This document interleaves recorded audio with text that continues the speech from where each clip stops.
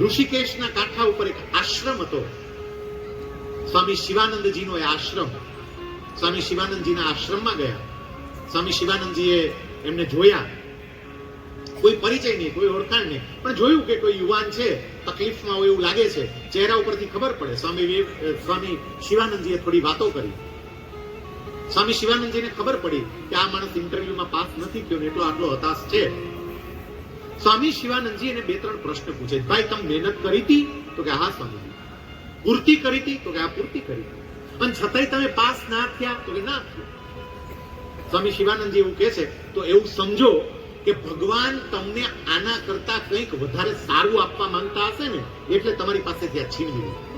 આના કરતા કંઈક વધારે સારું આપવું હશે. ડોક્ટર કલામ એવું કહે છે કે એ વખતે તો ખાલી વાત જેવી જ લઈ ગઈ, કારણ કે તમારું પદ વયું ગયું એટલે તમને તકલીફ તો પડે જ. પણ 2002માં જ્યારે ભારતના વડાપ્રધાન અટલ બિહારી વાજપેયીજીનો મને ફોન આવ્યો, મને એવું કહ્યું વાજપેયીજીએ કે કલામ, આ દેશને એક ઉત્તમ રાષ્ટ્રપતિની જરૂર છે અને અમે ઈચ્છીએ છીએ કે રાષ્ટ્રપતિનો પદભાર તમે સંભાળો.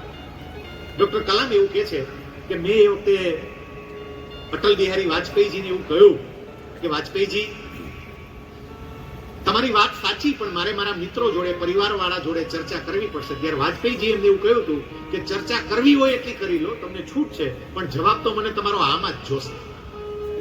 પછી કે વાજપેયીજીની ઈચ્છા અને દેશની સેવા કરવાની મને તક મળતી હતી. હું રાષ્ટ્રપતિ બન્યો.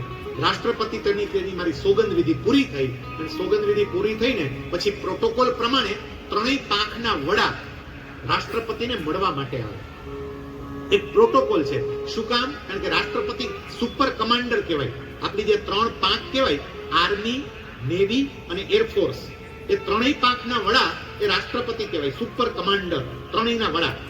એટલે એ 3 પાંખના જે વડા હોય એ પોતાના વડા એટલે રાષ્ટ્રપતિને મળવા માટે આવે. રાષ્ટ્રપતિને 3 જણા સામે ઉભા રહી અને સેલ્યુટ મારે. ડોક્ટર કલામ એવું કહે છે કે 3 પાંખના વડા મારી સામે સેલ્યુટ મારીને ઉભા હતા ને, એ વખતે મને તરત સ્વામી શિવાનંદજીના પેલા શબ્દો યાદ આવી ગયા. દહેરાદૂનનો એ દિવસ યાદ આવી ગયો.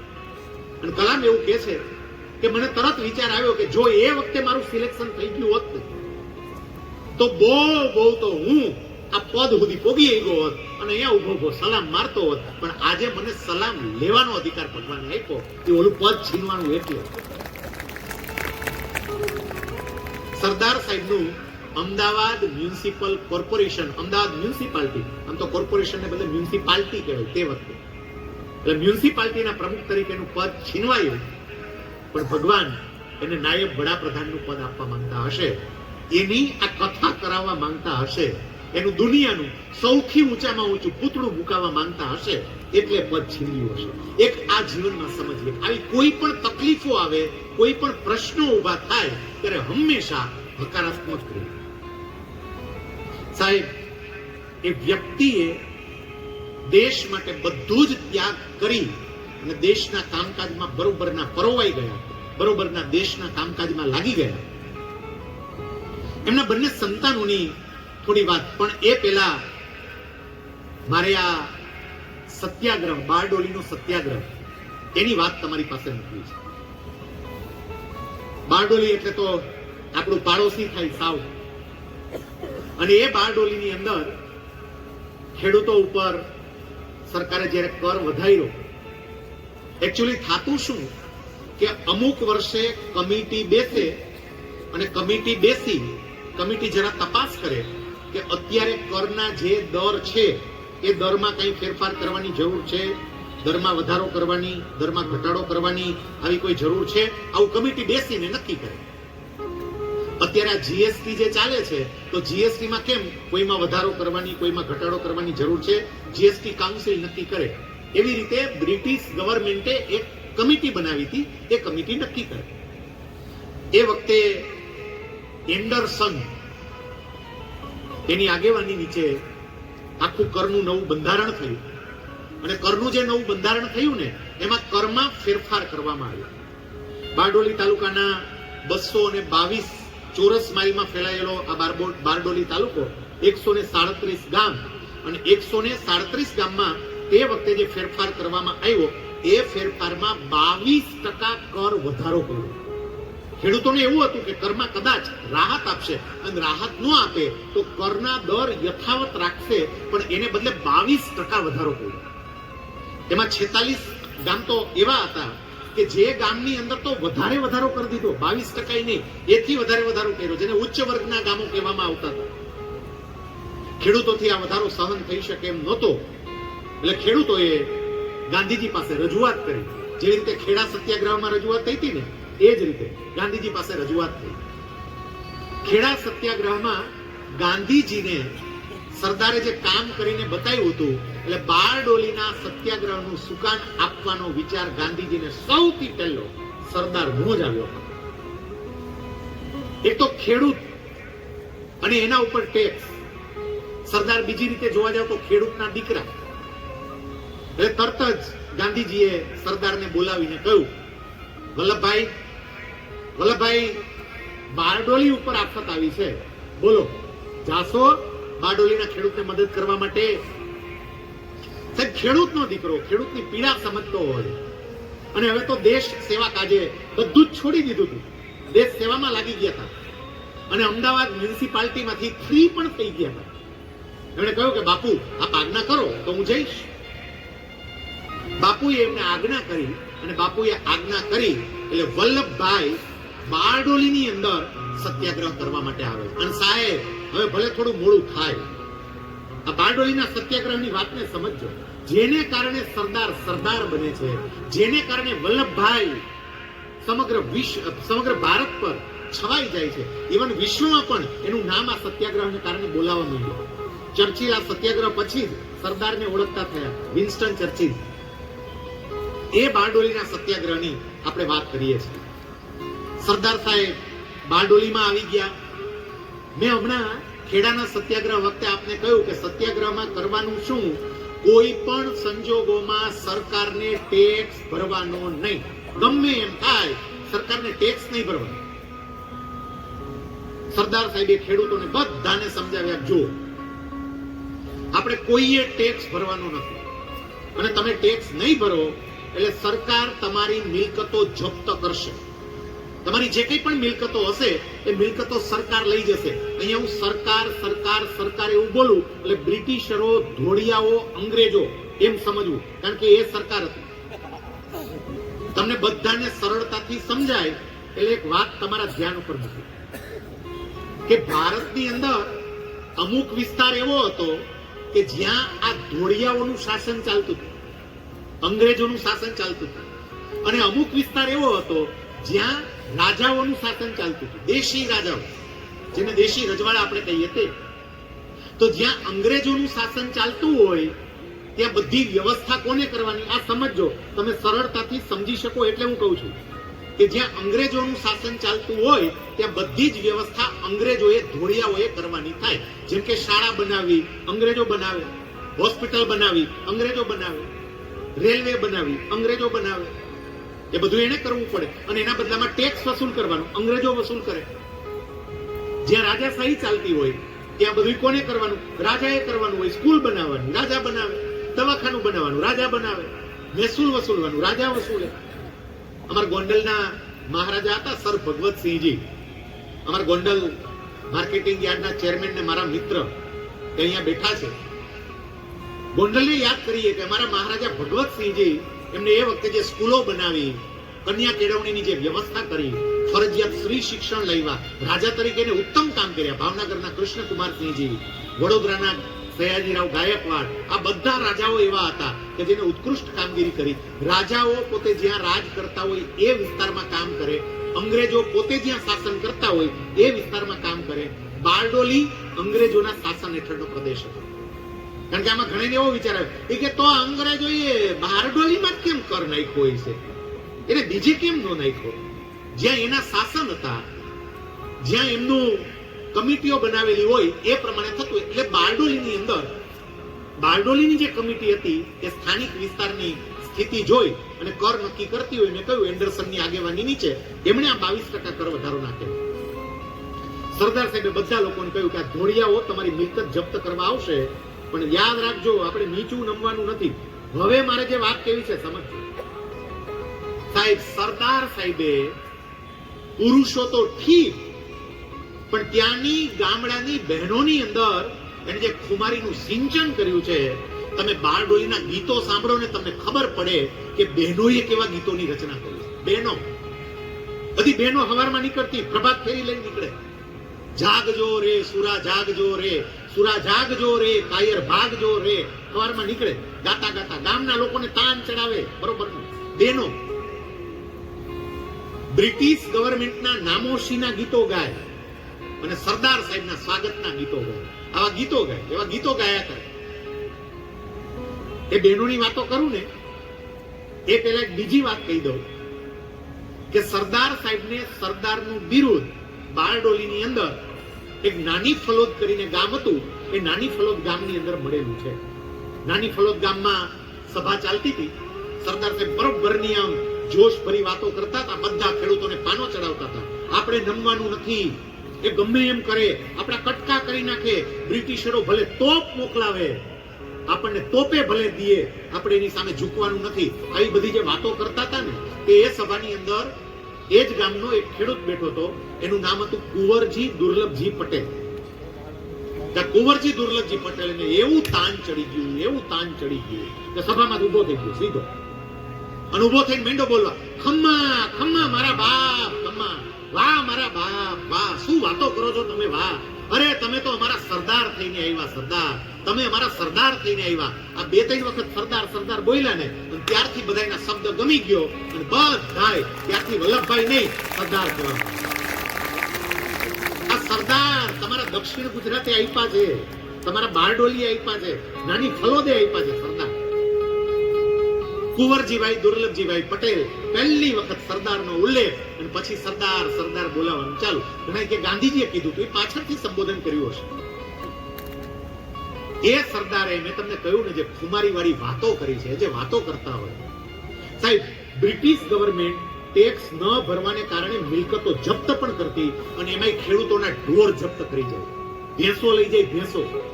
અને ભેંસોને છે ને, ભેંસો પ્રત્યે બહેનોને બહુ પ્રેમ હોય, પોતાના દીકરાની જેમ બહેનો રાખતી હોય. ગાય અને ભેંસ એને દીકરાની જેમ રાખે, સંતાનની જેમ સાચવે.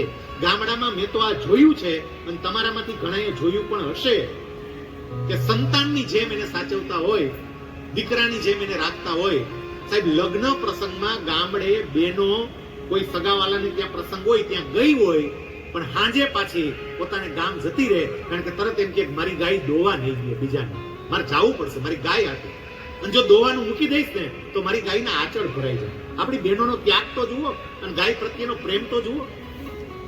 સરદાર સાહેબને ખબર હતી કે આ બધી બહેનોને ગાયો અને ભેંસો પ્રત્યે બહુ પ્રેમ હોય, એટલે સરદાર સાહેબે બહેનોને એવું કહ્યું હતું, જો તમારી ભેંસો જપ્ત કરીને લઈ જાય ને તો ચિંતા નહીં કરતા, હું બેઠો છું, હું તમને વચન આપું છું કે આ બધી ભેંસોને છોડાવી અને તમને પરત આપીશ. જેટલો સમય લઈ જાય એને યોગ્ય રીતે સાચવવી પડે ને એની વ્યવસ્થા પણ એમની પાસે કરાવડાવીશ, તમે કોઈ ચિંતા નહીં કરતા. આ ભેંસો બધી પાછી આવશે, લઈ જવા દેજો, નીચે નમતી નહીં. સામે બહેનો એમ કે અરે સરદાર સાહેબ ન જવા દે, ન નમીએ, સરકારને ના નમીએ, અમારા ઘરવાળાને ટેક્સ ના ભરવા દે. સાહેબ સરદાર સાહેબે લોકોમાં બારડોલીના સત્યાગ્રહ વખતે કેવી અસ્મિતા જગાવી હતી ને એના મારે તમને બે પ્રસંગો કહેવાય. આપણને ખબર પડે કે બારડોલીના સત્યાગ્રહ વખતે આ માણસે ત્યાંના લોકોમાં જે અસ્મિતા સિંચી હતી એ અસ્મિતા કેવી હતી. એ ગામની અંદર એક પટેલ, એમનું નામ હીરાભાઈ ભવાનભાઈ પટેલ, હીરા ભવાન પટેલ. થયું એવું કે બ્રિટિશરો જપ્તી કરવા માટે આવ્યા. હવે સરદાર સાહેબે દરેક વ્યક્તિને એવી સરસ રીતે કામ સોંપી દીધા હતા ને, યોગ્ય વ્યક્તિને યોગ્ય કામની સોંપણી. સાહેબ બધી વ્યક્તિઓને એને કામે લગાડ્યા હતા સરદાર સાહેબે. નાના નાના છોકરા હોય ને વિદ્યાર્થીઓ, એને કામે લગાડ્યા હતા. અને વિદ્યાર્થીઓને કયું કામ આપ્યું હતું તો ગામના પાદરમાં, ગામના મંદિરમાંથી નગારું લઈ અને પાદરના ઝાડવા ઉપર વિદ્યાર્થીઓએ બેહવું. ઝાડવા ઉપર ચડવાનું, છોકરાને ઉપર ચડવાનું બહુ ફાવે, ઝાડવા ઉપર ચડવાનું, ત્યાં બેહવાનું. કોઈ પણ ઘોડિયાઓ, ઘોડાઓ, ગાડીઓ, મોટર કાર કાંઈ પણ આવતું દેખાય ગામમાં એટલે જોર જોરથી ઢોલ મંડવાના વગાડે. તમે જોર જોરથી ઢોલ વગાડો એટલે ગામના લોકોને ખબર પડી જાય કે અંગ્રેજો જપ્તી કરવા આવે છે. હવે જપ્તી એટલે સમજાય ને, જપ્તી એટલે મિલકત લઈ લેવી, તમારા ઢોર લઈ જાય, તમારી કંઈક વસ્તુ લઈ જાય, તમારો ખાટલો લઈ જાય, તમે ટેક્સ નથી ભરતા એટલે લઈ જાય. જપ્તી કરવા માટે આવે એટલે ઓલા છોકરા ઢોલ મંડે વગાડવા, લોકોને ખબર પડે, અને લોકોને ખબર પડે ને લોકો ફટાફટ પોતાના ઘરમાં જઈ ઘરનો દરવાજો કરી દે બંધ. આ બ્રિટિશરો હતા, ધોળિયાઓ હતા, અંગ્રેજો હતા, ભલે ગમે એમ કરતા, પણ હવે કાયદાનું પાલન તો કરતા. અને કાયદા પ્રમાણે બંધ ઘરમાં જપ્તી કરવા ન જઈએ, ઘર બંધ કરી દે. હવે ક્યાં જાઓ? તારે ઉભું રહેવું પડે રાહ જોઈને. કેટલોક સમય ઉભા રહીએ. એક વખત બરોબરના ઢોલ વાગવા માંડ્યા, લોકોને ખબર પડી છોકરા ઢોલ વગાડે છે, ધોળિયાઓ જપ્તી કરવા માટે કઈક ગામમાં આવ્યા. બધા ફટાફટ જ્યાં હશે ને ગામમાં ક્યાંય આડાવાળા હોય નીકળીને પોતપોતાના ઘરે મીંડા દરવાજા બંધ કરવા. એમાં હીરા ભવાન પટેલ પોતાની ઘરની અંદર આવ્યા અને ડેલી એને આમ બંધ કરવી. બરાબર એ જ વખતે ધોળિયો પાછળ ત્યાં પહોંચી ગયો. ધોળિયાને આમ અંદર આવવું ને આને દરવાજો બંધ કરવો, અને દરવાજો બંધ કર્યો, ધોળિયાના કપાળમાં બરોબરનો વાગ્યો દરવાજો અને લોહીની ધાર ચાલુ, એને લોહી નીકળ્યું. આમ તો દરવાજો ખોલ્યો નહીં. પેલા ધોળિયાએ હીરા ભવાન પટેલ ઉપર કેસ કર્યો. એના ઉપર કેસ થયો. કોર્ટની મુદત હતી અને કોર્ટની મુદતમાં જવાનું હતું. કોર્ટની મુદતમાં જ્યારે જવાનું હતું ત્યારે આ હીરા ભવાન પટેલની પત્ની, ગામડાની એક સામાન્ય અભણ સ્ત્રી, કારણ કે એ બિચારી શું ભણી હશે, ખેતી કરનારી, પણ એ બેન પોતાના પતિને એવું કહે છે, જો તમે કોર્ટમાં જાઓ છો અને ત્યાં ઓલા ધોળિયા અંગ્રેજો તમને માફી માંગવાનું કહેશે, પણ તમને આવી બધી વાતો સાંભળી હોય એટલે કહેતા હોય કે માફી મંગાવે, તમને માફી માંગવાનું કહેશે, પણ માફી માંગતા નહીં, માફી નહીં માંગતા. માફી માંગશો તો મારા સરદારની લાજ જાહેર, મારા સરદારની લાજ ન જાવી જોઈએ. માફી નહીં માંગતા. તમને જે સજા કરે ને એ સજા ભોગવી લો. બોલો ભાઈ કે ચિંતા ના કર, માફી નહીં માંગી. ખબર નહીં આ બેનને એના ઘરવાળા ઉપર વિશ્વાસ નહીં હોય તે કોર્ટે જતા પહેલા આ હીરા ભવાનને લઈ અને સ્વરાજ આશ્રમમાં આવી. એ બેન સ્વરાજ આશ્રમમાં સરદાર પટેલની પાસે આવી.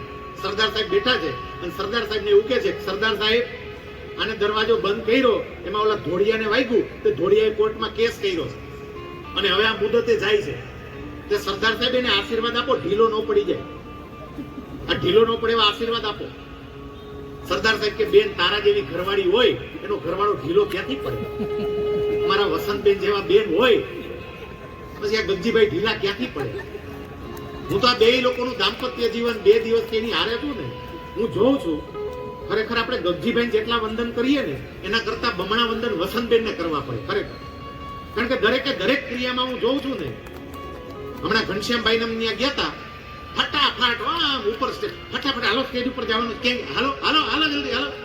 ઓલા કે હમણાં ઓલી અલ્પા 5, અરે અલ્પા આવશે, આપણે હાલ જલ્દી ટાઈમેમાં પહોંચવાનું છે.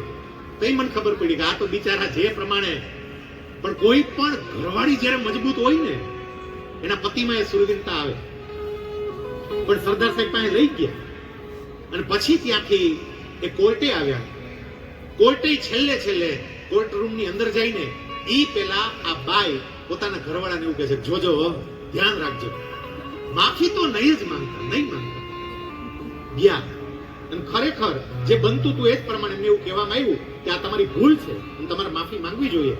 આ હીરા પટેલે કહ્યું મારી ભૂલ નથી, મારા ઘરનો દરવાજો બંધ કરતો હતો, મારે ઘરનો દરવાજો બંધ કરવો કે નહીં આ ક્યારે આવ્યો તે લાગી ગયું. અને કોર્ટે સાહેબ આવી નાની ભૂલ બદલ હીરા ભવાન પટેલને 6 મહિનાની જેલની સજા થઈ. 6 મહિનાની જેલની સજા થઈ. એટલે પછી ત્યાંથી બહાર આવ્યા ને પછી બધા એના મિત્રો હતા, એના મિત્રો એને વિદાય આપી, કારણ કે ત્યાંથી સીધા જેલમાં જતા હતા. પણ હીરા પટેલના જે મિત્રો હતા એમને તરત વિચાર્યું કે હવે આ આપણો ભાઈબંધ જેલમાં જાય છે, 6 મહિના સુધી જેલમાં રહેવાનું, મિલકતો બધી જપ્ત થઈ ગઈ છે, આવકના કોઈ સાધન નથી, ભાભી હવે ઘર કેવી રીતે ચલાવશે? એટલે બધા મિત્રોએ થોડી રકમ કાઢી અને થોડીક રકમ આ હીરાભાઈના પત્નીના હાથમાં આપી અને એવું કહ્યું કે ભાભી આલ્યો આ રકમ, તમને ઘર ચલાવવામાં મદદ થશે. સાંભળજો તમે કે કેવી અસ્મિતા પ્રગટાવી હશે સરદારે પ્રત્યેક વ્યક્તિમાં. સાહેબ એ બેન ઘરે ના ગઈ, કોર્ટમાંથી સીધી પાછી સ્વરાજ આશ્રમમાં આવી.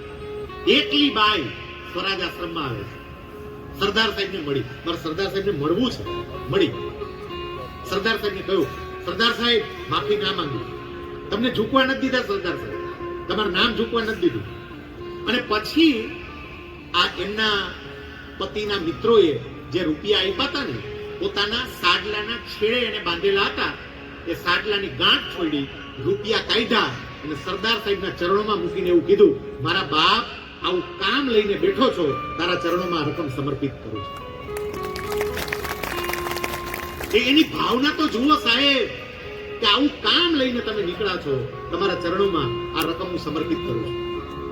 અહીંયા બેઠેલા સુખી સમૃદ્ધ પરિવારને હું પણ એટલી પ્રાર્થના કરું છું કે સરદારધામ જે કામ લઈને નીકળ્યું છે ને, એ કામને સમજજો સાહેબ. બધા કરતા અલગ, બધા કરતા જુદું. ખાસ કરીને સમાજનો વિકાસ થાય અને સમાજ દ્વારા રાષ્ટ્રનો વિકાસ થાય. એટલે 5 લક્ષ્ય બિંદુઓ સાથે આ સરદારધામ કામ કરે. સરદાર સાહેબના નામની જેમ જ સરદાર સાહેબના વિચારોને આત્મસાત કરીને કામ કરે. સાહેબ પહેલો વિચાર તરત એવો કરે કે સમાજના દીકરાઓને પરવડે એવા છાત્રાલયો આપણે એમને પૂરા પાડવા છે. એના માટે અમદાવાદની અંદર ગગજીભાઈ બધી વાત કરી, મારી વાત રિપીટ નથી કરવી, પણ અમદાવાદમાં, વડોદરામાં, સુરતમાં તમારે તૈયાર થશે, ભાવનગરમાં, મુંબઈમાં, ભુજમાં, મહેસાણામાં, રાજકોટમાં બધે આવા સ્કિલ ડેવલપમેન્ટના છાત્રાલયો શરૂ કરે. સમાજના 10,000 દીકરા અને દીકરીઓ સરકારી તંત્રમાં જાય, વહીવટી તંત્રમાં જાય, અને વહીવટી તંત્રમાં મોકલવા માટે એમણે યુપીએસસી અને જીપીએસસી ના તાલીમ કેન્દ્રો ચાલુ કર્યા. સરદારધામમાં તાલીમ કેન્દ્રો ચાલે છે. સાહેબ ગયા વર્ષે સરદારધામે એક ઇતિહાસ રચ્યો, તમારા ધ્યાન પર મૂકું કે કોઈ સામાજિક સંસ્થા પોતાના સમાજના દીકરા અને દીકરીઓને તાલીમ આપતા હોય, દરેક સમાજ પોતાની રીતે બહુ સરસ પ્રયત્નો કરે છે. સરદારધામે એ પ્રયત્નો ચાલુ કર્યા અને આપણને પરિણામ મળ્યું સાહેબ કે ભારતમાં કદાચ પહેલી વખત એવું બન્યું કે કોઈ સમાજ તૈયારી કરાવતું હોય ને ત્યાંથી એક સાથે 8 દીકરા યુપીએસસી ની પરીક્ષા પાસ કરી અને સીધા ઉચ્ચ પદ પર જોડાયા. 8 દીકરાઓ પાસ. અત્યાર સુધીમાં 10,000 ને સરકારી સેવામાં જોડવાનો સંકલ્પ છે. એમાંથી અત્યાર સુધીમાં 4,000 જેટલા દીકરા અને દીકરીઓને સરકારી સેવામાં જોડી દીધા. 700 કરતા વધારે તો ક્લાસ 1 ક્લાસ 2 અધિકારીઓ 700 કરતા વધારે થઈ ગયા હોય. કેટલું ઉત્કૃષ્ટ પરિણામ આપે. તો બીજું કામ એ કરે. ત્રીજું કામ એ કરે કે સમાજની અંદર બધા જ હવે ખેતી ઉપર નિર્ભર નહીં રહી શકે, માટે હવે બિઝનેસમાં પણ આગળ વધવું પડશે. અને વર્તમાન સમયને ધ્યાનમાં લઈ હવે જૂનવાણી પદ્ધતિએ બિઝનેસ નહીં થાય. વર્તમાન સમયને ધ્યાનમાં લઈ અને બિઝનેસ કરવો પડે. એટલે જીપીબીઓ ની સ્થાપના કરી અને જીપીબીઓ દ્વારા એ બહુ જ સરસ રીતે આગળ ચલાવ્યું. ત્યાર પછીનો ચોથો વિચાર કરે કે આપણે તમામે તમામ જગ્યાએ સરસ મજાની સમિટો કરવી છે. જીપીબીએસ સમિટ થાય, જે બધા બિઝનેસમેનો ભેગા થાય, એક પ્લેટફોર્મ ઉપર આવે, બીજાને માર્ગદર્શન મળે, નવી વ્યક્તિને પ્લેટફોર્મ મળે, અને 1 લાખ જેટલા સ્વયંસેવકોનું સરસ મજાનું આપણે એક સ્વયંસેવક દળ બનાવવું છે. આવા સંકલ્પો સાથે આ સરદારધામ જ્યારે કામ કરે છે ને, ત્યારે પેલી બેન પોતાના વિસ્તાર માટે કામ કરનારા સરદાર સાહેબના ચરણે પોતાની ક્ષમતા ન હોવા છતાંય રકમ લઈ અને ધરવા માટે દોડી ગઈ હતી. તો આપણી ક્ષમતા હોય તો આપણા સમાજ માટે કામ કરતી આવી સંસ્થાઓ માટે એ રકમ સમર્પિત કરવી. જે સંસ્થાઓ સારું કામ કરે છે એને રકમ સમર્પિત પણ કરવી. એ બેનમાં કેવો આત્મવિશ્વાસ સરદાર સાહેબે પ્રગટાવ્યો હશે એ આપણને ખબર પડે. ખાલી આવી યુવાન વ્યક્તિઓમાં નહીં, વૃદ્ધોમાં પણ કેવો આત્મવિશ્વાસ હતો. એક દંપતી લગભગ 70 વર્ષની આસપાસની એની ઉંમર, અને એ દંપતીને ત્યાંથી પેલી મિલકતો જપ્ત કરવાની હતી. અને ધોળિયાઓ વટે ભરાય ત્યારે હું કરે એ સમજો. વટે ભરાણા આની મિલકત જપ્ત કરવી છે. ઓલા લોકોએ દરવાજો બંધ કરી દીધો. મેં હમણાં તમને કીધું કાયદો, દરવાજો બંધ હોય ઘરમાં જઈ ન આવે. અને બે વૃદ્ધ હતા. ઓલા લોકોએ નક્કી કર્યો કેટલો સમય દરવાજો બંધ રાખે છે. તો ગઈ જાને બહાર તો નીકળવું પડશે. દરવાજો કેટલો સમય બંધ રાખે? તો સાહેબ બહાર પોલીસનું થાણું નાખ્યું આ લોકોએ. ઓલાના ઘરની આમ નાની પોલીસ ચોકી બનાવી. 2 પોલીસને જવાબદારી હતી, અહીંયા ને અહીંયા રહેજો, ઘર ખુલે તરત અંદર ઘૂસજો. ઓલા ઘરની બહાર નીકળી ન આવે. સરદાર સાહેબ પાસે સ્વરાજ આશ્રમમાં સમાચાર આવ્યા એટલે સરદાર સાહેબે નક્કી કર્યું કે દંપતીને મળવા માટે મારે જવું છે. સરદાર સાહેબ એ વૃદ્ધ દંપતી 70 વર્ષની આસપાસની એની ઉંમર એને મળવા માટે આવે છે. સરદાર સાહેબ હોય એટલે સ્વાભાવિક છે એની આરે બીજી કેટલી બધી વ્યક્તિઓ હોય, કોલાહલ થાય, અવાજ થાય, આટલો બધો અવાજ થતો હતો. એટલે પેલા વૃદ્ધ જે હતા એમણે ઉપરથી એમને મેળી હતી એટલે મેળીમાં ઉપરથી બારી ખોલીને જોયું તો સરદાર સાહેબ એટલા રાજી થયા. તરત જ એ પેલા વૃદ્ધ બેન હતા માજી, એ દોડીને આવ્યા, જોયું સરદાર સાહેબ નીચે ઉભા છે, પેલા ઉપર મેળીમાં છે અને સરદાર સાહેબ માજીને વાત કરે છે. મારી કેમ છો? અરે મારા બાપ, તમે હોય પછી અમને શું દુઃખ પડે? મજામાં. સરદાર સાહેબ કે મારે કારણે તમને દુઃખ પડે છે, મારે કારણે તમારે ઘરમાં બંધ થઈને રહેવું પડે છે. સામે માળીએ જે જવાબ આપે છે એ કે મારા બાપ, તમે તો અમારા દુઃખ કાપવા આવ્યા છો, અમને દુઃખ ક્યાં પડે છે? અમારા કાયમ માટેના દુઃખ દૂર કરવા તમે અહીંયા આવ્યા છો. સરદાર સાહેબ કે મારે કારણે પોલીસે તમારા ઘરના સામે થાણું નાખ્યું, તમે ઘરની બહાર નીકળી નથી શકતા. અને એ વખતે પેલા માજી જવાબ આપે છે કે ભલું થજો ભગવાનનું કે પોલીસને ભગવાને એવી સદબુદ્ધિ આપી કે મારા ઘરની સામે થાણું નાખ્યું. સરદાર કે આવું કામ બોલો? એ માજી જવાબ આપે છે કે મારા ઘરની સામે જો પોલીસે થાણું ન નાખ્યું હોત તો સરદાર મારા આંગણે કેદી આવત? આ પોલીસે થાણું નાખ્યું, તમે મારે આંગણે આવ્યા. હું તો આભાર માનું છું કે એને થાણું નાખ્યું. અને પછી એ મારી જે બોલે છે, મારા બાપ જાતા નહીં, ઉભા રહેજો. અને પછી ઘરમાં ગયા. ઘરમાં એક તોરણ હશે, તોરણને તોડી નાખ્યું. એના જે મોતી હતા એ મોતી લાવ્યા અને ઉપરથી મેળી ઉપરથી એ સરદારની મોતીડે વધાવી અને દુખણા લે છે. દુખણા લઈને એવું કહે છે કે અમારું દુઃખ ભાંગવા માટે તમે અહીંયા આવ્યા છો. સરદાર સાહેબની મહાનતા કેવી! એ વખતે સરદાર સાહેબ માજીને એવું કહે છે, માજી, દુઃખ ભાંગનારો હું નહીં, દુઃખ ભાંગનારા તો ભગવાન. હું તો માત્ર એક માણસ તરીકે કર્તવ્ય કરવા આવ્યો છું. પોતે એવું કહે છે કે દુઃખ ભાંગનારા ભગવાન. સાહેબ, એક ગામડાની બેન, એનામાં એને કેવો આત્મવિશ્વાસ શીખ્યો, એક વૃદ્ધ માજી એમાં કેવો આત્મવિશ્વાસ શીખ્યો એ આપણને ખબર પડે. બ્રિટિશરો મિલકતો તો જપ્ત કરતા હતા. હવે સાંભળજો, બધા એટલા અડગ, કારણ કે સરદાર સાહેબે એવી બધામાં જુસ્સો ભરી દીધો, એવું જોમ ભરી દીધું, કોઈ વ્યક્તિ નમે નહીં, કોઈ વ્યક્તિ ટેક્સ ભરે નહીં.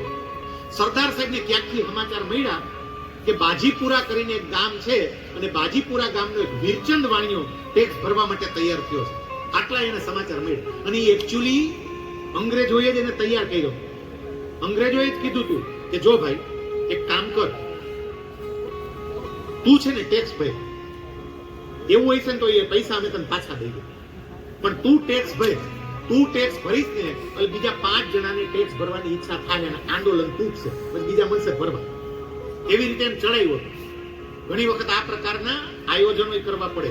બ્રિટિશ ગવર્મેન્ટે કહ્યું એમ ઘણી વાર તમે જોજો, જાહેર કાર્યક્રમ ગામમાં કંઈ બનાવવું હોય, ચબૂતરો બનાવવો છે અને એના માટે જાહેર કાર્યક્રમ, પછી 2-3 જણાને કીધું એ ખોટું દાન લખાવ દિયો, નહીં તો કાંઈ નહીં, બોલજો ખરા, કારણ કે તમે બોલો બીજા 3 જણા બોલશે. એટલે અમુક એક ઉભા થાય કે મારા એટલા, પછી બીજા તૈયાર થાય બોલવાનું. આવું હાલતું. ત્યાં ધોળિયાઓએ બાજીપુરાના વીરચંદ વાણિયાને એવી રીતે તૈયાર કર્યો, તું ટેક્સ ભર, એટલે આંદોલન તૂટે ને બીજા ટેક્સ ભરે. સરદાર સાહેબ પાસે આ સમાચાર મળ્યા. સરદાર સાહેબે તરત જ બાજીપુરામાં એક મકનજી પટેલ હતા, ગામનો આગેવાન કહેવાય, ગામના આગેવાનને બોલાવ્યા, મકનજી પટેલ. અને મકનજી પટેલને બોલાવીને કીધું, મકનજી, સરદાર સાહેબ કહેજો, મકનજી તું ગામનો આગેવાન છે અને તારા ગામનો વીરચંદ વાણિયો જો ટેક્સ ભરે તો તાર ઢાંકણીને પાણી લઈને ડૂબી મરવું જોઈએ. શેનો ગામનો આગેવાન કહેવાય? વીરચંદ વાણિયો શેનો ટેક્સ ભરે? અને પછી સરદાર સાહેબ જે શબ્દો બોલે છે ને, આ શબ્દો ઇન્વર્ટેડ કોમામાં સરદાર સાહેબના જ છે. સરદાર સાહેબ પેલા મકનજી પટેલને એવું કહે છે, જો મકનજી, વીરચંદ વાણિયો ટેક્સ ભરશે ને તો તારું માથું કાપી દે, સમજી રાખ, ટેક્સ નો ભરવો જોઈએ. સાહેબ એક આમ તૈયાર થયો તો ને એને અટકાવી દીધું, કોઈને ટેક્સ ભરવા ના દીધા. સરકારે મિલકતો જપ્ત કરવાનું ચાલુ કરી દીધું. આ પ્રવચનો બધા એવા કરે, ગાયો અને ભેંસોને જપ્ત કરી એક જગ્યાએ બધી બાંધી હોય અને આ પાછા ન્યા જ પ્રવચન કરવા જાય, ન્યા જે બધી ભેગી કરીને રાખી હોય ને ત્યાં સભા કરે. અને સભા કરે ને પછી પેલી ભેંસો ભાંભરે. અને પછી સરદાર સાહેબ એ વખતે એવું બોલતા, જુઓ જુઓ બારડોલીના ખેડૂતો જુઓ, આપણી ભેંસો પણ હવે ભાષણ કરતી થઈ ગઈ છે.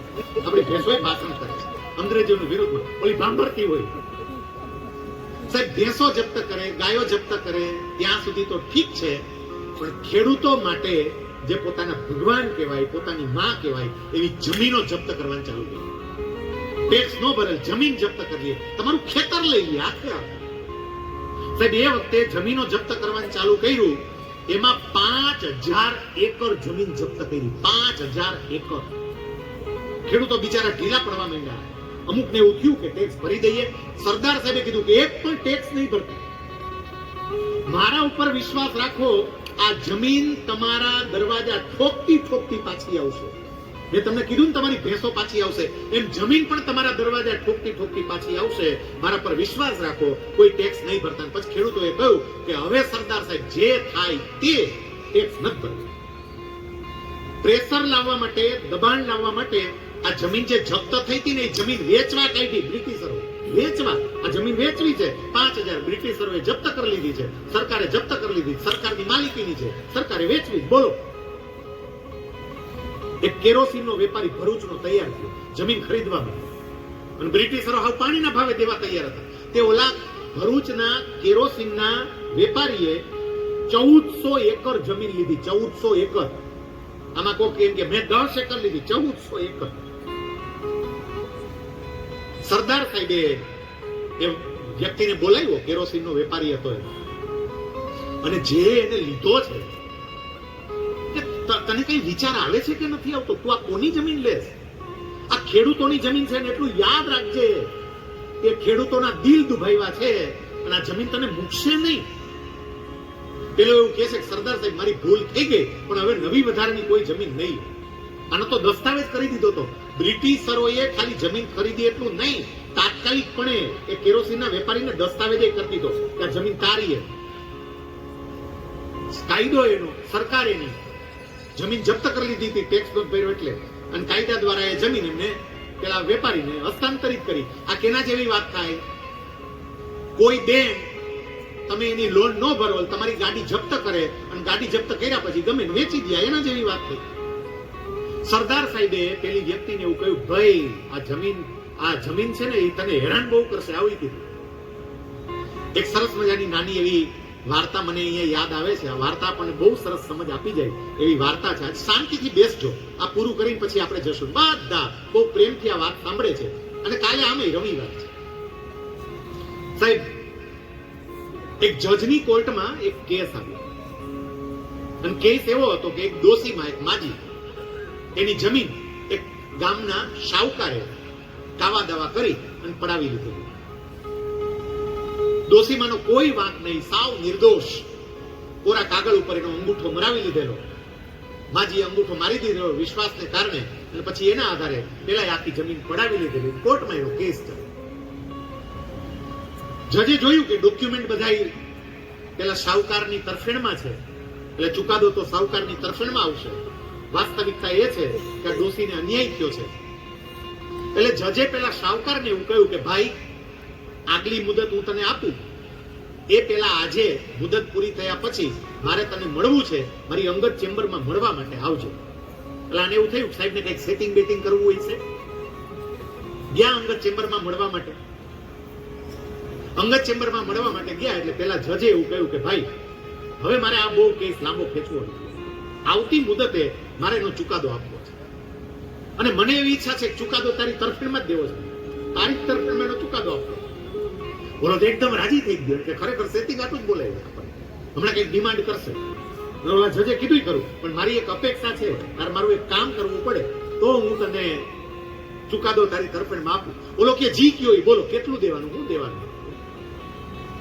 આ કે મારે બીજું કઈ નથી જોતું, પણ મારે મારા ઘર માટે એક કોથળો માટી જોઈએ છે, એક કોથળો. અને એ એક કોથળો માટી આ જે વિવાદ ચાલે છે ને એ વિવાદના ખેતરની જોઈએ છે. બોલ આપી શકીશ? બોલો કે માગ્યું ને આવું માગ્યું જોઈએ છે, આપી શકીશ? આપું. બીજે દિવસે સવારે કોર્ટનો સમય થાય એ પેલા વહેલી સવારે નક્કી કરેલું હશે, પેલા જજ ને સાવકાર અને બીજા કેટલાક માણસો બધા ખેતરે ગયા, ખેતરના ખૂણેથી કોથળો ભરવાનું ચાલુ કર્યું કે અહીંથી નહીં, વચ્ચેથી કોથળો ભરવો, મને વચ્ચેની માટી જોઈએ. ખેતરની બરોબર વચ્ચે લઈ ગયા, આખો કોથળો ભર્યો. પછી 4-5 જે માણસો એના હશે મજૂરો બોલાવ્યા, હાલો કોથળો ઉપાડો ભાઈ, મૂકો ગાડીમાં. જજ સાહેબ કે એમ ને, મારી એક શરત છે કે આ કોથળો હવે તમે ઉપાડો, અને તમે ઉપાડી અને ગાડીમાં મૂકો. બોલો સાહુકાર કે તમે ખરા છો, આ કોથળો કઈ મારથી ઉપડતો હશે? પ્રયત્ન કરો, ઉપડે કઈ શક્ય નથી. આ ધૂળનો આવડો મોટો કોથળો આ 4 મજૂરો ઉપાડે ત્યારે ઉપડે, હું એકલો કેવી રીતે ઉપાડી શકું? નહીં, પ્રયત્ન કરો. લોહી બિચારે પ્રયત્ન છે કરે કે નહીં ઉપડે બાપા, રહેવા દો. અને એ વખતે પેલા જજ કહેશે કે મારા ભાઈ, મારા જેવા મુફલી જજની સામે આટલો કોથળો માટી નથી ઉપાડી શકતો, તો ઉપરવાળા જજની સામે આવડું મોટું ખેતર કેમ ઉપાડી શકીશ? વિચાર તો કર. પેલા થયું ખાલી ભૂલ તો આપણી થાય છે. પછી એને માફી માંગી લીધી હશે અને ડોસીમાને પોતાનું ખેતર મળી ગયું. પેલા કેરોસીનના વાણિયા નહીં થયું, પેલા કેરોસીનના વેપારી નહીં થયું, ત્યારે ભૂલ તો કઈક આપણી થાય છે. પણ હવે ખરીદી લીધે જમીન, હવે શું કરવું?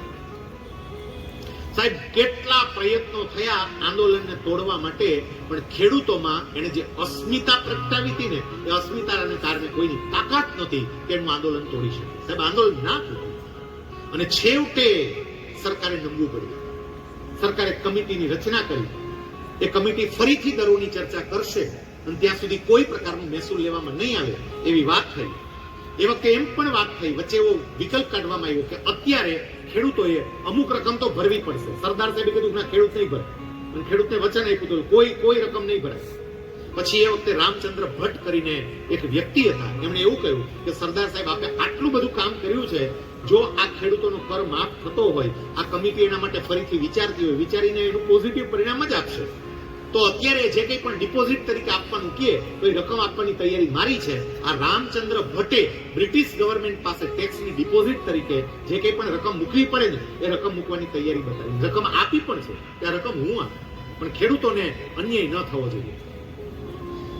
હવે સરદાર સાહેબ છેલ્લી મીટિંગ માટે જ્યારે આ બ્રિટિશ અમલદારો જોડે બેસે છે, એ વખતે સરદાર સાહેબ એમને એવું કહે છે કે હવે જે જપ્ત કર્યું છે ને એ બધું પરત કરો. પેલા તો જે કંઈ પણ ભેંસો નાન તેની બધું પરત થઈ ગયું, પછી જમીન પરત થઈ ગઈ. હવે પ્રશ્ન એવો, ઓલી 1400 એકર જમીનનો કે જેનો દસ્તાવેજ ઓલરેડી ભરૂચના કેરોસીનના વેપારીને કરી દીધો. એટલે અંગ્રેજ ગવર્નરે તરત જ એમ કહ્યું કે ભાઈ આ તો હવે શક્ય નથી, આ તો એમને સોંપી દીધું છે. લોર્ડ ઇરવિનની આગેવાની નીચે આ બધી આખી ચર્ચાઓ ચાલતી હતી. આ તો સોંપી દીધું છે, દસ્તાવેજ થઈ ગયો છે, હવે ઈ કેવી રીતે આને પરત આપ્યું? સરદારે કહ્યું કે મેં ખેડૂતોને વચન આપ્યું છે, અને ખેડૂતોને વચન આપ્યું છે ને, એટલે ખેડૂતોને જમીન મળવી જ જોઈએ. તમારે જે કરવું એ કરો, એની પાસેથી તમે પાછી વેચાતી લ્યો અને વેચાતી લઈને મારા ખેડૂતને દસ્તાવેજ કરી દો, પણ આ જમીન મારા ખેડૂતને આપો, નહીતર અમારું આંદોલન બંધ નહીં. બોલાવે આંદોલન તો બંધ કરવું જ પડે હતું, એટલા માટે કે આની ઇમ્પેક્ટ બધે બહુ મોટી ઊભી થવા માંડી હતી. અને કોઈ એક જગ્યાએ આવું થાય ને, પછી બ્રિટિશરોને શાસન કરવામાં તકલીફ પડે. આગ બીજે લાગે, ત્રીજે લાગે, ચોથે લાગે, બધે આગો લાગવા માંડે. અને એટલે આંદોલન ઉપર કંટ્રોલ મેળવવો બહુ જરૂરી હતું.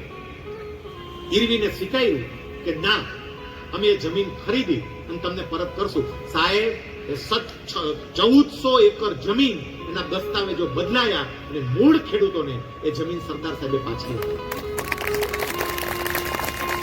એને જે વચન આપ્યું હતું કે મારા પર વિશ્વાસ રાખજો, તમારી એક મિલકત હું તમને પાછી અપાવીશ.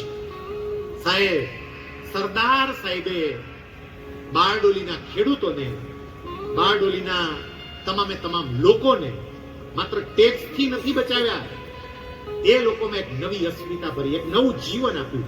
અત્યાર સુધી સાવ પેલા સામાન્ય કચડાયેલા માણસો હોય ને એ રીતે જીવતા હતા, પણ આપણે બ્રિટિશરો કે ધોળિયાની સામે છાતી કાઢીને જીવી શકીએ એવું સરદાર સાહેબે એમને શીખ્યું. આ બારડોલીનો સત્યાગ્રહ પણ અહીંયા પૂર્ણ થયો અને હવે સરદારનું નામ સમગ્ર ભારતની અંદર ગુંજવા માંડ્યું, કારણ કે આ બારડોલીના ડંકા બધે વાગે. ખુદ ગાંધીજી એટલા પ્રભાવિત થયા હતા વાતો સાંભળીને. સરદારે ના પડી તો ગાંધીજીને આવતા નહીં બારડોલી, અને તોય આટો મારવા બારડોલી આવ્યા. સરદાર જયારે બારડોલી આંટો મારવા માટે આવ્યા ને, તો એ વખતે બધે આંટો ખાલી સરદારે કહ્યું હતું તમારે માત્ર નિરીક્ષણ કરવાનું છે. તો બધા જુદા જુદા ગામની મુલાકાત લે. પછી ગાંધીજી જેવું વ્યક્તિત્વ આવે એટલે બધા લોકો ભેગા થઈ જાય, સભા જેવું થાય. પછી ગાંધીજી કે બાપુ તમે પ્રવચન કરો. અને એ વખતે ગાંધીજી એવું કહેતા કે સરદારનો આદેશ નથી, સરદારનો આદેશ ન હોય તો હું પ્રવચન કરી ન હોય, હું કઈ બોલી ન હોય. સરદારે મને છૂટ નથી આપી. સાહેબ, ગાંધીજી સહિત તમામે તમામ નેતાઓ એટલા પ્રભાવિત થયા. બે પ્રસંગો મારે તમને કહેવા છે, પછી આપણે કથા પૂરી કરવા તરફ જશું, કારણ કે 11:15 વાગવા આવ્યા. તમ બધા સાહેબ લગભગ આપણે 9:15 ની આસપાસ આ કથા ચાલુ કરી. 2.5 કલાકથી બેઠા છો તમે, 2.5 કલાક થવા આવશે અને આ સરદારની વાતો સાંભળો છો. કારણ કે આની વાતો જ એવી છે અને કામ જ એવું કર્યું છે, આપણને ખબર નથી. આ બારડોલી સત્યાગ્રહ પૂરો થયો, બધે જ એમનું નામ ગુંજવા માંડ્યું. એ વખતે 1928 નું કલકત્તા અધિવેશન આવ્યું. હવે સાંભળજો આ ઘટનાને સાહેબ.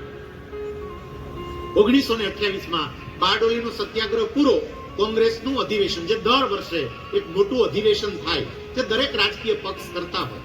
એ વખતે કોંગ્રેસ પક્ષ હતો અને મુસ્લિમ લીગ હતી. કોંગ્રેસ પક્ષ એમનું અધિવેશન હતું કોલકાતામાં. આખું ભારત જાણતું હતું સરદાર કોણ છે. બે પ્રસંગો આ કોલકાતા અધિવેશનના સાંભળજો. એક તો અધિવેશનમાં ભાગ લેવા માટે જવાનું હોય એટલે દરેક વ્યક્તિને તે વખતે પણ આઈડેન્ટિટી કાર્ડ આપવામાં આવતા. દરેક વ્યક્તિને બિલ્લો આપ્યો હોય, કાર્ડ. એ કાર્ડ લગાડી અને દરેક કાર્યકર્તાઓએ ત્યાં જવાનું. સરદાર સાહેબ અને આચાર્ય કૃપલાને એ પોતાને બંનેને જે ઉતારો આપ્યો હતો એ ઉતારેથી આ અધિવેશનના સ્થળે ગયા. અને ઉતારેથી અધિવેશનના સ્થળે ગયા ને એટલે જે સ્વયંસેવકને અંદર એન્ટ્રી આપવા માટેની જવાબદારી સોંપી હોય, જે સ્વયંસેવકને બહાર ઉભો રાખ્યો હોય, એ બધાને જોઈ અને પછી અંદર આવવા દે. એ સ્વયંસેવકે પેલો કાર્ડ માંગ્યો. એટલે કૃપલાની પાસે તો કાર્ડ હતું, આચાર્ય કૃપલાની, પણ સરદાર સાહેબ ઉતાવળમાં પોતાનું કાર્ડ ઉતારે ભૂલી આવ્યા. એમ પાસે કાર્ડ નહોતું. એટલે પેલા સ્વયંસેવકે તરત કહ્યું કે તમારું કાર્ડ. સરદાર સાહેબે કહ્યું કે ભાઈ ઉતાવળ હતી તો કાર્ડ હું ભૂલથી ઉતારે રહી ગયું. કે એમ નહીં આવે, કાર્ડ તો લાવવું પડશે. એટલે આચાર્ય કૃપલાનીએ પેલા સ્વયંસેવકને કહ્યું ભાઈ તું આને ઓળખતો નથી. અત્યારે જે બારડોલી તે વાત સાંભળી જ નહીં. ભલા કલકત્તા રહ્યું, બારડોલી વાત સાંભળી? सुना है बारडोली के बारे में? हाँ बिल्कुल सुना है.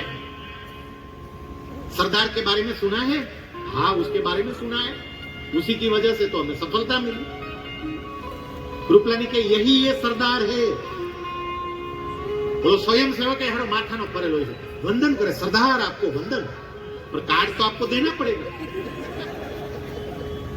હવે તમે જરાક વિચાર કરો તો સાહેબ, જે મોટા મોટા આગેવાનો છે વીઆઈપી એન્ટ્રી માટે વીઆઈપી કાર્ડ આપ્યું હોય અને આપણે ભૂલથી ઘરે ભૂલી ગયા હોય અને પછી આપણને ત્યાં ઉભો રહેલો એક સ્વયંસેવક વોલેન્ટિયર્સ જે જવાબદારી સંભાળતો હોય એ હળવેકથી આપણને એવું કે સાહેબ તમારું કાર્ડ. અને આપણો ગુસ્સો જે સાતમા આસમાને જાય અને આપણે શું કહીએ એ આપણને ઘણી ખબર. મારું મારી પાસે કાર્ડ માંગો, મને ઓળખસ કેટલા આપ્યા છે ખબર તને, મારી પાસે કાર્ડ માંગસ તું. સાહેબ સરદાર સાહેબે એ વખતે શું કર્યું હતું? સરદાર સાહેબ આચાર્ય કૃપલાનીને તરત એવું કહ્યું કે આચાર્યજી એ જે કે છે વાત બિલકુલ સાચી છે, એની એ જવાબદારી છે, એને જવાબદારી સોંપવામાં આવી છે. ભૂલ મારી છે, હું ભલે ગમે એટલો મોટો હોય, ભૂલ મારી છે. આચાર્ય કૃપલાનીને એવું કહ્યું કે તમે અંદર એન્ટ્રી કરો, હું પાછો ઉતારે જાઉં છું, કાર્ડ લઈને આવું છું. સાહેબ સરદાર સાહેબ પાછા પોતાના ઉતારે ગયા, કાર્ડ લઈ અને પછી પાછા આવ્યા અને કાર્ડ લઈને આવ્યા ને પછી એને એન્ટ્રી મળી. જરાક એના જીવનમાંથી શીખવું કે જ્યાં નિયમો નક્કી કર્યા હોય એ નિયમોનું પાલન કરવા માટે મદદ કરવી. કે આપણો રૂઆબ નહીં બતાવો. સરદાર ધામે પણ પોતાના એડમિશન માટેના કેટલાક નિયમો હોય. સરદાર ધામમાં ભલામણના આધારે નહીં, મેરિટના આધારે વિદ્યાર્થીઓને એડમિશન આપવું એવું એની એન્યુઅલ જનરલ મિટિંગમાં ટ્રસ્ટી મંડળે બહુમતીથી નક્કી કર્યું કે આપણે જો ભલામણ બધા ટ્રસ્ટીઓ કરશે, કોઈ 11 કરોડના દાતા હોય, કોઈ વળી 13 કરોડના 13.5 કરોડના દાતા આવે તો થઈ ગયા આખો ધોળકિયા નારોલા પરિવાર ભેગો કરો.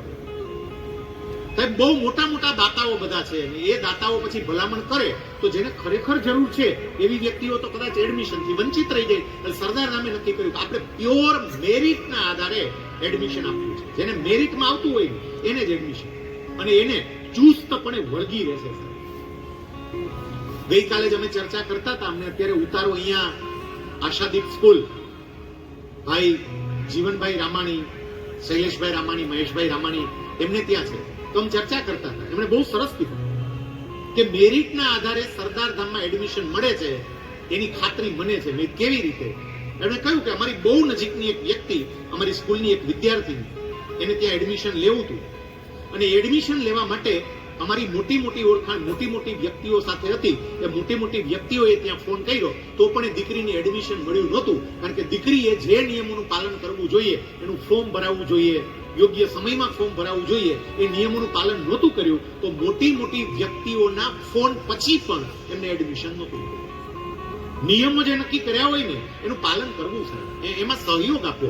કોઈ પણ જગ્યાએ ક્યાંય પણ આપણે જઈએ, જે નિયમો જે સંસ્થાએ જે પરિવારે જ્યાં જ્યાં નક્કી કર્યા હોય એ બધા જ નિયમોને આપણે માન આપવું, સન્માન આપવું, એ સરદાર સાહેબને શ્રદ્ધાંજલિ આપવા જેવું છે.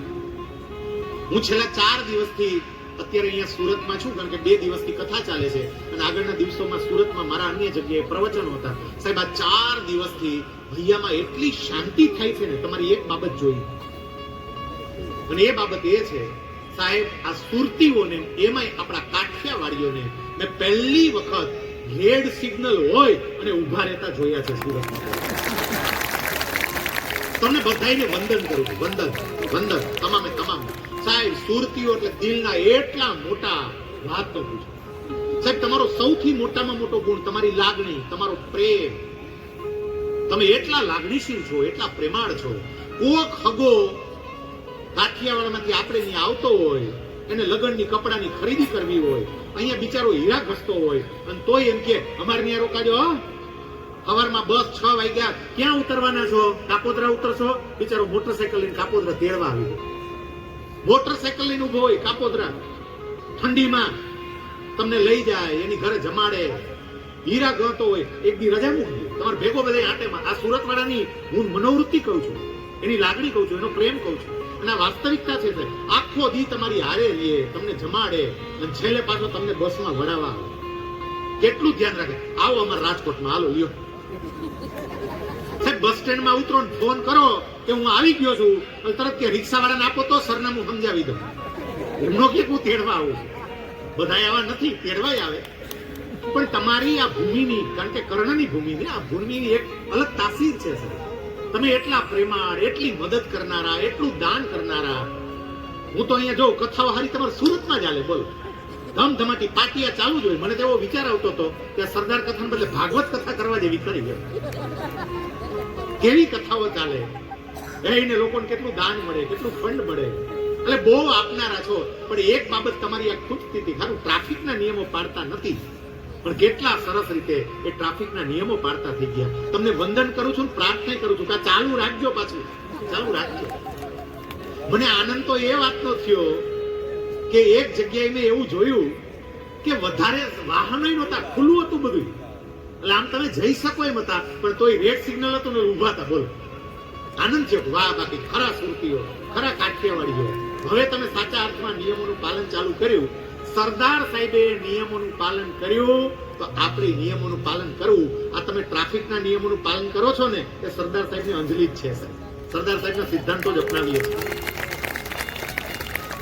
બીજો પ્રસંગ મારા જે કેવો છે તે એ કહીને આપણે સમાપન તરફ જઈએ કે 1928માં આ કોલકાતાના અધિવેશનની અંદર સરદાર સાહેબને અભિનંદન આપતો એક ઠરાવ પસાર કરવાનું નક્કી કર્યું.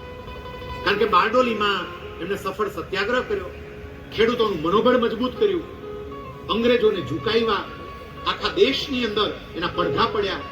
એટલે નક્કી કર્યું કે આમને અભિનંદન આપવા જોઈએ. એનો ઠરાવ લખાણો.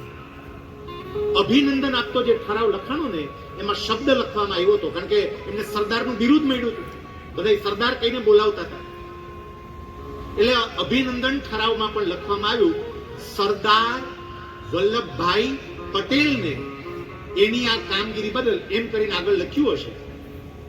તો ઠરાવ લખાણો ને પછી જે અમુક વ્યક્તિઓ પાસે એ ઠરાવ ગયો, એનો ડ્રાફ્ટ ગયો, એમને વાંચ્યું અને વાંચીને એવું કહ્યું કે આમાંથી આગળ સરદાર શબ્દ કાઢી નાખો. સરદાર શબ્દ કાઢવાની વાત થઈ. અમુકે કહ્યું હશે ના ભલે ને રહ્યો, નહીં, સરદાર શબ્દ કાઢો, ખાલી વલ્લભભાઈ પટેલ આટલું રાખો. સાહેબ, એ વખતે આ સિતારો જ્યારે રાષ્ટ્રીય ફલક પર ચમકવાની તૈયારી કરતો હતો, એ વખતે પણ કેટલીક વ્યક્તિઓની મનોવૃત્તિ અંદર એવી હશે કે એને આ ઠરાવમાંથી સરદાર શબ્દ કઢાયો, નીકળો. સરદાર શબ્દ નથી એ ઠરાવ. તમે ઠરાવમાંથી સરદારને કાઢી શકો, લોકોના હૃદયમાંથી કેવી રીતે કાઢી શકશો? કરોડો ભારતીયના હૃદયમાં નાત, જાત, ધર્મના ભેદભાવ વગર આ માણસે જે સ્થાન પ્રાપ્ત કર્યું, એને કેવી રીતે દૂર કરી શકશો? અને એટલે જ તમે ભલે ઠરાવમાંથી સરદાર શબ્દ કાઢી નાખ્યો, પણ એ જ સરદાર ગુજરાતની ધરતી પર 182 મીટરની મૂર્તિ બની અને ઉભો રહ્યો અને આખી દુનિયા એને જોવાને એના દર્શન કરવા માટે આવે. ઈર્ષાનું સ્તર કયા લેવલનું હોય ને એ આપણને ખબર પડે. ઠરાવમાંથી નામ કઢાવી નાખ્યું, સરદાર નામ કઢાવ્યું. સાહેબ, છતાંય સરદાર સાહેબને કોઈ અપેક્ષા જ નહીં. એને મંચ ઉપર સ્થાન નહોતું હોય. કે જ્યાં કોલકાતા અધિવેશન હતું ને, સામે બેઠા હતા આ તો યુવાનો બધાય, અને એ ગુજરાતના નહીં સાહેબ, બીજા પ્રાંતોના યુવાનો, કારણ કે બહુ પ્રભાવિત હતા. ઉપાડી લીધા સરદારને અને ઓલો ઠરાવ વંચાણો. ઠરાવમાં નામ નહોતું, વલ્લભભાઈ પટેલને અભિનંદન આપવામાં આવે છે. તા તો બધાય સરદારને ઉપાડી લીધા અને સરદારને ઉપાડી સ્ટેજ ઉપર લઈ ગયા. યુવાનો લઈ ગયા હતા ઉપાડી. એ તો બિચારા શરમાતા ત્યાં બેઠા હતા. આ બારડોલીના સત્યાગ્રહ પછી એ સમગ્ર રાષ્ટ્રીય ફલક પર ફેલાઈ ગયા. અને હવે કેટલીક બહુ મહત્વની ઘટનાઓ અને કેટલાક બહુ જ મહત્વના પ્રસંગો એની આપણે વાત કરવાની છે. અને એમાંય સાહેબ ખાસ કરીને 562 રજવાડાઓ એને સરદાર સાહેબે જે એક કર્યા છે. સાહેબ, આ કોઈ સામાન્ય બાબત નહોતી. ત્રાવણકોરનો અલગ પ્રશ્ન, ભોપાલનો અલગ પ્રશ્ન, બિકાનેરનો પ્રશ્ન અલગ, જોધપુરને કંઈક જુદી ઈચ્છા હતી, જેસલમેરને કંઈક અલગ જવું હતું. સાહેબ, બધાના હૈદરાબાદ, જુનાગઢ, કાશ્મીર, આ બધાના જે પ્રશ્નો હતા ને, આવતીકાલે આખી એની કથા થવાની. આપણે વારે બોલીએ ખરા ગમે ને, 562 રજવાડાઓનું એકત્રીકરણ કરનાર સરદાર પટેલ. અને એને 562 રજવાડાનું એકત્રીકરણ કેવી રીતે કર્યું? અદ્ભુત કથા. એ માણસની જે બુદ્ધિ ચાતુર્ય આપણને દેખાશે. એમણે જે અલગ અલગ રાજવીઓ સાથે કામ કર્યું છે એ આપણને દેખાશે. અલગ અલગ કેટલાય પ્રસંગો મારે સરદારના નેતૃત્વના લેવા છે. એ બધી વાત આપણે આવતીકાલે લેશું. આજે આ કથાને આપણે વિશ્રાંતિ આપીએ એ પૂર્વે અહીંયા જેટલા બેઠા છો ને, તમામ લોકોને મારે એટલું કહેવું છે કે એકવાર જોરદાર તાળીઓ સાથે આપણે યુવા સંગઠનની આખી ટીમને વધારો. જેને આ સરદાર કથાનું આયોજન સંભાળ્યું સાહેબ, આખી યુવા સંગઠન ટીમને પર જોરદાર તાળીઓ દ્વારા 2 હાથ ઊંચા કરીને તાળીઓ પાડો ઘરે. આ તમામ યુવાનો સાહેબ, એ લોકોએ જે કામ કર્યું છે ને, કોઈ કલ્પના ના કરી શકે. આપણા માટે સાહેબ બધું પોતાનું પડતું મૂકી અને કેટલા સમયથી આ ટીમ આખી લાગી ગઈ છે. અને એટલે આપણે બધાય શાંતિથી બેઠા કથા માણીએ છીએ. કાલે ખાલી વાત કરી કે ઠંડી બહુ લાગે છે, થોડાક હીટર મુકાઈ જાય. આ લોકોએ મહેનત કરીને આજે આ હીટર પણ મૂકી દીધું, સમજો. એ ચાલુ રાખો, ચાલુ. અને એટલે આજે આ યુવા સંગઠન ટીમને ધન્યવાદ સાથે સરદાર કથાના દ્વિતીય દિનની કથાને આપણે વિશ્રાંતિ આપીએ. આવતા દિવસની કથાને જો 12 વાગ્યા સુધીમાં પૂરી કરવી હોય ને, તો મારી પ્રાર્થના છે કે કાલે વેલા જમી અને 8:30 સુધીમાં પહોંચાય એવું આપ કરજો, કે જેથી કરીને, કારણ કે કથા બહુ લાંબી ચાલશે, નહીતર કોઈ રહી જશે એકાદું રાજ્ય. અને એટલે કાલે આપણે સમયસર આવીશું. આપ બધા અહીંયા પધાર્યા, આપનો ખૂબ ખૂબ આભાર. અને આ સાથે આપણે દ્વિતીય દિનની આ કથાને પૂર્ણ કરીએ છીએ. જય સરદાર, જય સરદાર, જય સરદાર, જય સરદાર, જય સરદાર, જય સરદાર. Thank you. આભાર વિધિ માટે ઝડપથી મિલનભાઈ ભીંગરાડિયાને વિનંતી કરીશ. જીપીબીએસ 2025 દક્ષિણ ગુજરાતના કન્વીનર મિલનભાઈ ભીંગરાડિયા ઝડપથી પધારીને આભાર વિધિ કરશે.